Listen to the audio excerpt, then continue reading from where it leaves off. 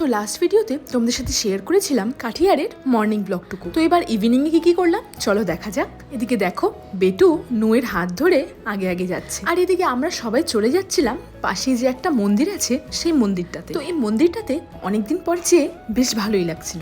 ভিতরে ঢুকে দেখি যে তখন সন্ধ্যা আরতি হচ্ছিল, তাই জন্য সেখানে কিছুক্ষণ সময় কাটিয়ে নিলাম। আর ভেতরে দেখো কতটা সুন্দর করে সাজিয়ে রেখেছিল মন্দিরটা। আর একটু ভালো মতন ঘুরে সেখানেই পাশে কিন্তু বড় মেলা লেগেছিল, খাদি মেলা। তাই জন্য সেখান থেকে সোজা বেরিয়ে চলে গেলাম সেই মেলাতে। আর এই মেলাতে দেখো কত নানা রকমের জিনিস এসেছিল, তো সেখান থেকে কিছু কেনাকাটা করে নিলাম।